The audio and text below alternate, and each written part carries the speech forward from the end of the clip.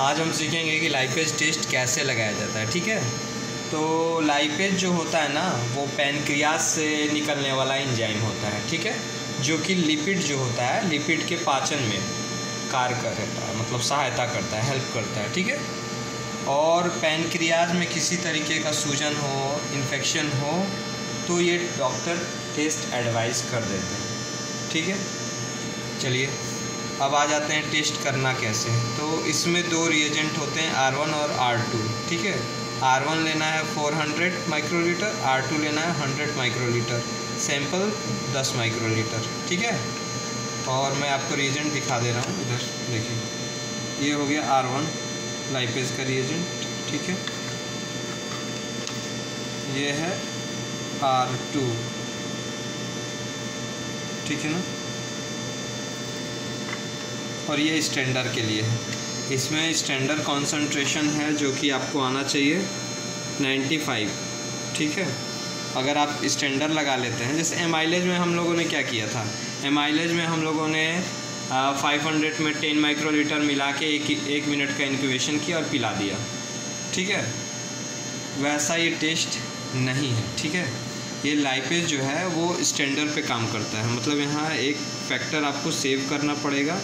ठीक है, या रीडिंग लगाना पड़ेगा। अगर आप लोगों ने पहले से सेट कर लिया है तो रीडिंग ले लीजिए कि कितना है, 95 के आसपास अगर होगा तो आप टेस्ट रन कर सकते हैं, वरना स्टैंडर्ड लगाना होगा। अगर स्टैंडर्ड आपको लगाने सीखना है तो आपको कमेंट करना है। अगर आपको लगता है कि स्टैंडर्ड लगाने मेरे को जानना है कि कैसे स्टैंडर्ड लगता है तो मैं वीडियो में बता दूँगा। खैर, स्टैंडर्ड तो इस टेस्ट के लिए नीड है, तो मैं समझा देता हूँ, अलग वीडियो बनाऊँगा, वो अलग चीज़ है। देखिए, जैसे हम लोगों ने ये लिया है ना 400 में 100, बस सैंपल की जगह, मरीज का जो सैंपल है ना उसके जगह इस स्टैंडर्ड को उसमें डाल देना है उतना ही मात्रा में। बात समझ में आया स्टैंडर्ड लगाने का तरीका?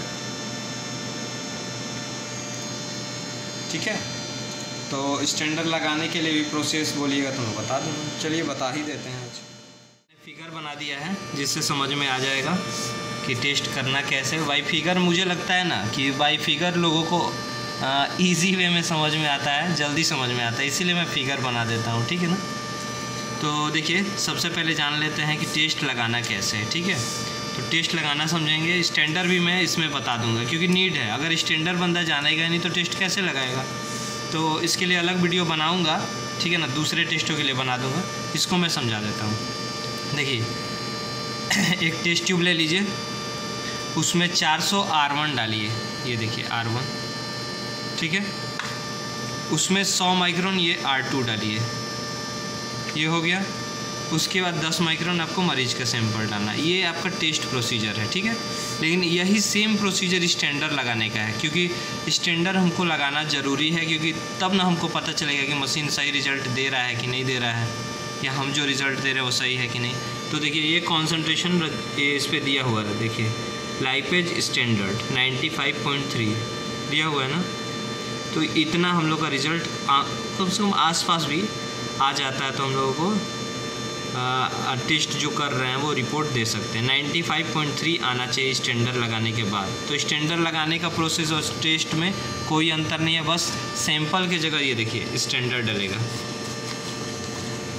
जो स्टैंडर्ड है इसको डालेंगे हम लोग। ठीक है, चलिए बताते हैं। स्टैंडर्ड लगाने के लिए देखिए सबसे पहले क्या करना है। स्टैंडर्ड लगाने के लिए पहले एक दो रिया वाइल ले लीजिए आप, क्योंकि रीडिंग भी लेना पड़ेगा। एक में फैक्टर सेव होगा स्टैंडर्ड जो लगाएंगे, और रीडिंग जो लेंगे उससे हम लोग को रिज़ल्ट मिलेगा 95 जो आना चाहिए। देखिए इस पर दिया हुआ है 95, तो एक रीडिंग के लिए लगाएंगे। ठीक है, तो हम लोग को कितना वाइल लेना पड़ेगा? 3 वाइल, क्योंकि स्टैंडर्ड भी लगाना है, रीडिंग भी चेक करना है। स्टैंडर्ड लगाने से फैक्टर मिलता है। आइए मैं दिखा दे रहा हूँ।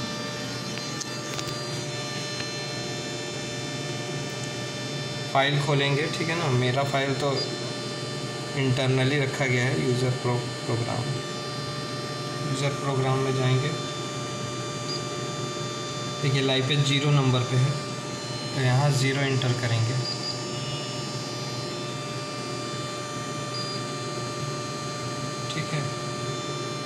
यहाँ 0 इंटर करने के बाद क्या दिखा रहा है, व्यू पैरामीटर्स रन टेस्ट। तो हम लोग को टेस्ट रन करना है ना, कितने नंबर पे, 2। तो यहाँ से 2, देखिए ये आ गया। तो देखिए हम लोग स्टैंडर्ड लगाने के लिए 2 ट्यूब लेंगे, ठीक है ना, दोनों में सेम चीज़ डालेंगे। 400 में 100 में आपको 10 माइक्रोलीटर स्टैंडर्ड, ठीक है। तो एक से फैक्टर सेव होता है स्टैंडर्ड से, और दूसरे से जो रीडिंग लिया जाता है इसके आसपास में आना चाहिए, जो हम लोग का 95 है। तो बात समझ में आ गया। और एक लेंगे हम लोग जो मरीज का सैंपल है। तो यहाँ क्या बोल रहा है, देखिए डिस्टिल वाटर पिलाने के लिए बोल रहा है। लाइपेज का फाइल खोले हैं। तो सब जो मशीनें होती हैं उसमें अलग अलग सिस्टम होता है। मेरा यहाँ पे नहीं दिया हुआ, इसीलिए इसे अलग प्रोग्रामिंग किया गया है, ठीक है ना। ये तो इजीली खुल जाएगा, फाइल खोलने में कोई दिक्कत नहीं होता। डिस्टिल वाटर मांग रहा है, डिस्टिल वाटर देंगे।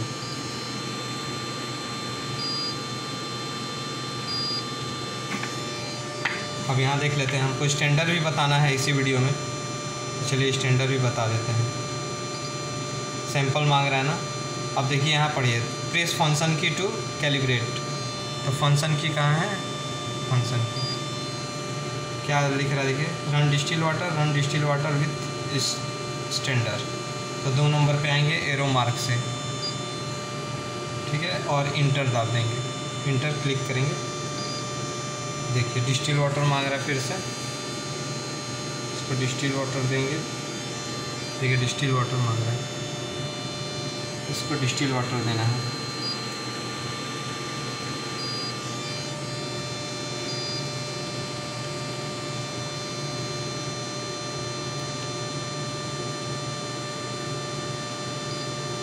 अब देखिए यहाँ स्टैंडर्ड मांग रहा है, ठीक है। तो चलिए हम बताते हैं कि कैसे क्या लगाना है। तो ये हमारा सेटअप तैयार हो चुका है, ठीक है ना। ये रिएजेंट हो गया R1 R2, और ये स्टैंडर्ड के लिए हो गया, ठीक है। और ये हमारा मरीज का सैंपल भी हो गया। देखिए 3 जगह ले लेंगे, एक लेंगे स्टैंडर्ड के लिए जिससे फैक्टर मिल जाएगा हमको, और फैक्टर सेव करने के बाद हमको रीडिंग लेना होगा ना कि इतना आ रहा है कि नहीं, 95 आ रहा है कि नहीं, ठीक है, 95 आ रहा है कि नहीं, 95.3। इसके लिए ये ज़रूरी है रीडिंग, ठीक है, जो कि सेम प्रोसेस में बनेगा, कोई दिक्कत नहीं है। ये तीनों यूज करके ये बनेगा दोनों, ठीक है। और ये जो होगा 400 में 100 में जहाँ ये डलेगा वहाँ पे आपको सैंपल डाल देना है मरीज के लिए। आ गया बात समझ में। तो चलिए इसको करके देख लेते हैं कैसे करना है, ठीक है। तो ये सबसे पहले R1 हम लोग निकाल लेंगे, ठीक है ना। 400 माइक्रोलीटर, देखिए 400।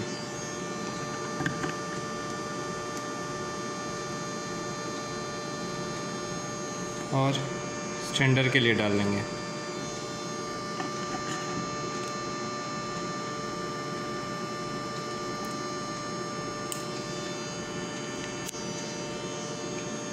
ये फिर R1 रीडिंग के लिए। एक्चुअली इसमें रिएजेंट ज़्यादा है नहीं, ठीक है ना, इसीलिए मुझे थोड़ा कैमरा ऑन ऑफ करना पड़ रहा, ठीक है।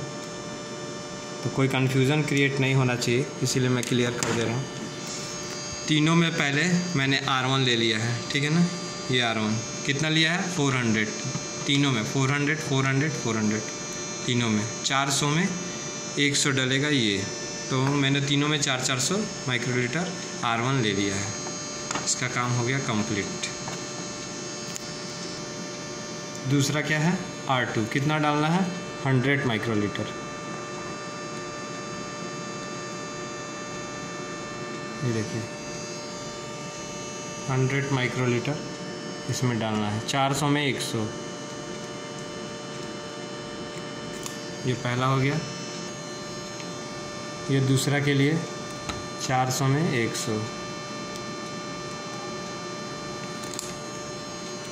और जो हम लोग ये टिप्स यूज़ कर रहे हैं इसको डिस्कार्ड करते जाएंगे अलग अलग टेस्ट के लिए, ठीक है ना। एक ही ये यूज़ नहीं करेंगे, जैसे मैंने इसको यूज़ कर लिया ना, तो इसको फिर फेंक दूँगा दूसरे टेस्ट के लिए, दूसरा यूज़ करूँगा। ठीक है,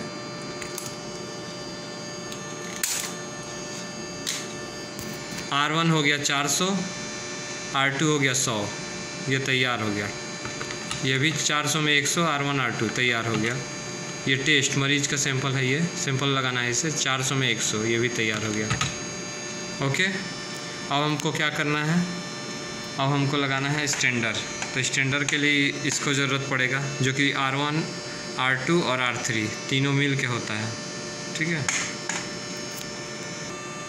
स्टैंडर लगाने के लिए आपको इसकी ज़रूरत पड़ेगी। ठीक है, जहाँ मरीज का सैंपल लिया जाता है वहाँ स्टैंडर में स्टैंडर लग जाता है, ये जो रिएजेंट आता है। तो इसमें 10 माइक्रोलीटर आप डाल दीजिए और मिक्स कर दीजिए। ठीक है, इसी तरीके से अब रीडिंग के लिए भी आपको ये डाल लेना है।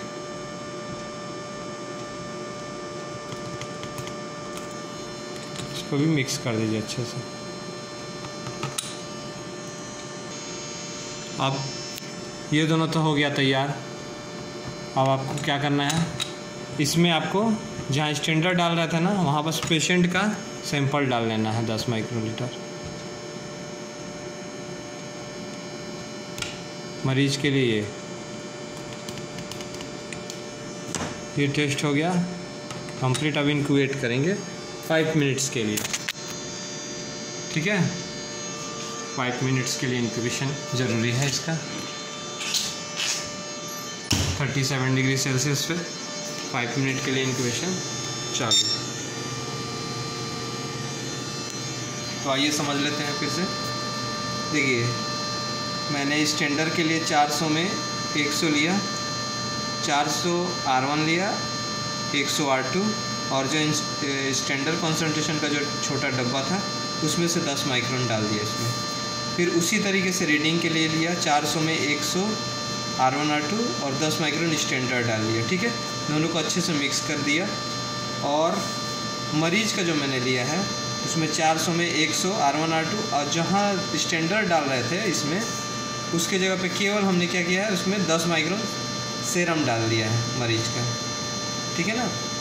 और आपको अगर स्टैंडर्ड लग गया हो तो डायरेक्टली यही टेस्ट फॉलो करना, बस इतना दूर का। स्टैंडर्ड नहीं लगा हुआ है तो आपको ये पूरा फॉलो करना पड़ेगा। ठीक है, और जो नॉर्मल रेंज है वो 190 है, इसके अंदर आना चाहिए, 190 के अंदर आना चाहिए, तो समझेंगे कि नॉर्मल है, नहीं तो एबनॉर्मलिटीज़ है। ठीक है, तो आपको समझ में आ गया। ये जो 5 मिनट जैसे ही कंप्लीट होगा, ये क्या करना है, इसको स्टैंडर्ड पे पिलाना है। फैक्टर आएगा, फैक्टर को सेव कर लेना है। सेव करने के बाद सैंपल मांगेगा, तब इसको पिलाना है। तब देखना है कि हमको 95 आ रहा है कि नहीं, क्योंकि हमारे डब्बे पे कितना लिखा हुआ है, 95.3। देखिए 95.3। तो इतना आने के लिए हम लोग को ये प्रक्रिया करना पड़ेगा। ठीक है, इस प्रक्रिया से गुजरना पड़ेगा। ठीक है, और ये दोनों कंप्लीट हो जाने के बाद आपको फिर सैंपल मांगेगा, तो ये पिलाना है इसका रीडिंग देख के कि कितना आ रहा है, 90, 95 क्या आ रहा है। ठीक है, उसके अकॉर्डिंग इसके बाद जब वो हो जाएगा तब मरीज़ का सैंपल लगा देंगे और रिज़ल्ट हमको मिल जाएगा। तो ये जो है, हो सकता है आपको पेपर वर्क में थोड़ा लेंदी लगे, लेकिन उतना है नहीं। ठीक है, कुछ करना नहीं है। हम लोगों के पास और ज़्यादा नहीं, 2 मिनट बचा हुआ, 2-2.5 मिनट बचा हुआ है, 2 मिनट 52 सेकेंड।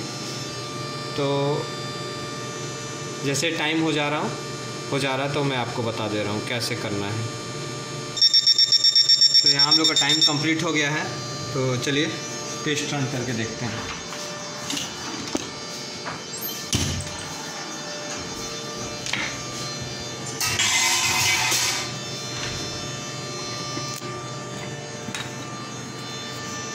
ये हम लोगों ने लगाया है ना, स्टैंडर्ड के लिए लिया हुआ है, ये रीडिंग के लिए और ये पेशेंट के लिए। तो सबसे पहले फैक्टर सेव करेंगे स्टैंडर्ड से, तो इसको पिलाएंगे। देखिए क्या मांग रहा है, स्टैंडर्ड। तो स्टैंडर्ड के लिए हम लोग इसको फर्स्ट पिलाएंगे।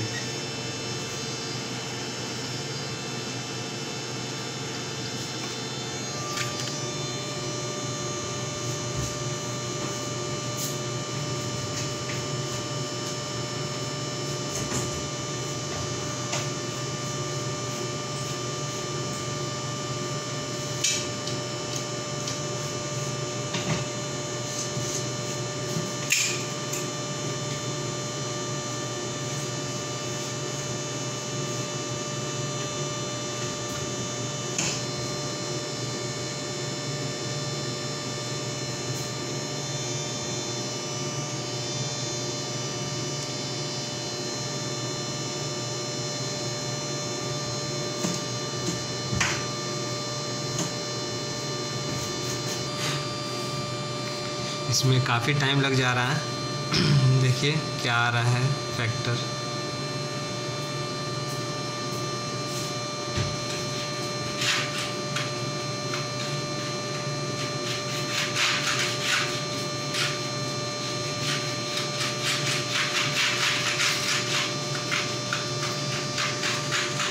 स्टैंडर्ड के लिए और 13 सेकंड बचा हुआ है। वेट करते हैं, देखते हैं क्या आ रहा है फैक्टर।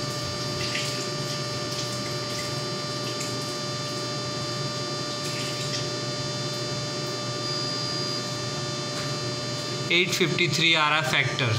ठीक है, अगर इसको सेव करना है तो हम लोग को इंटर क्लिक करना होगा यहाँ से। ठीक है, अगर सेव नहीं करना है तो यहाँ से नो। ठीक है, तो हम लोग सेव कर लेते हैं क्योंकि ग्राफ अच्छा है। तो इसको इंटर यहाँ से दबाएंगे और फैक्टर को देखिए सेव कर लेंगे। देखिए फैक्टर कितना है, 645। ये फैक्टर चेंज हो जाएगा इसको सेव करने से।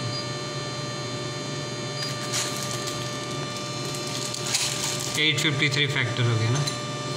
अब हम लोग लेंगे इसका रीडिंग, जो कि ये जो कॉन्सेंट्रेशन है देखिए यहाँ पे 95 आना चाहिए। तो ये दूसरा वाला लेंगे रीडिंग के लिए जो हम लोगों ने बनाया है, और यहाँ से पिलाएंगे। देखिए सैंपल मांग रहा है, सैंपल पे पिलाएंगे, याद रखना है।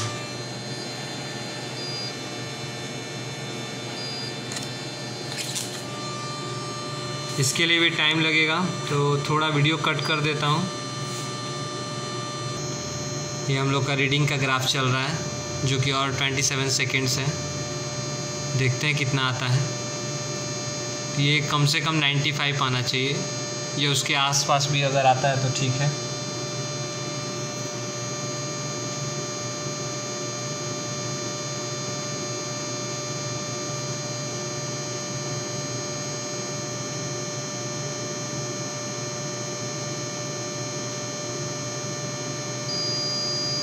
$89.0 ठीक ही है।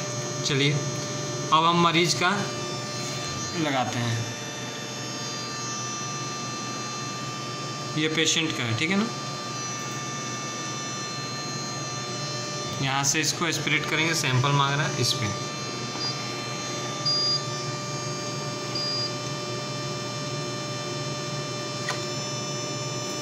और फिर वेट करना पड़ेगा 300 सेकेंड्स। तो वेट करते हैं, और 17 सेकेंड बचे हुए हैं पेशेंट के रिज़ल्ट में। स्टैंडर्ड हमारा 95 आना चाहिए, 89 आया, उससे कोई बात नहीं है। ठीक है, लेकिन कोशिश करना चाहिए कि 95 के आसपास ही आए। पेशेंट का रिज़ल्ट है 65.7, जो कि नॉर्मल रेंज के अंदर है। ठीक है, और ग्राफ भी हमारा बहुत अच्छा है। तो इस वीडियो में आप लोगों को मैंने बता दिया कि स्टैंडर्ड कैसे लगाना है, रीडिंग उसका कैसे लेना है, और पेशेंट का रिज़ल्ट कैसे लेना है। ठीक है, तो ये कंप्लीट वीडियो है लाइपेज का। कोई भी अगर परेशानी या कोई भी दिक्कत दिखे इस वीडियो में तो मेरे को कमेंट कीजिए, मैं उसका सॉल्यूशन ज़रूर करूँगा। Thanks for watching.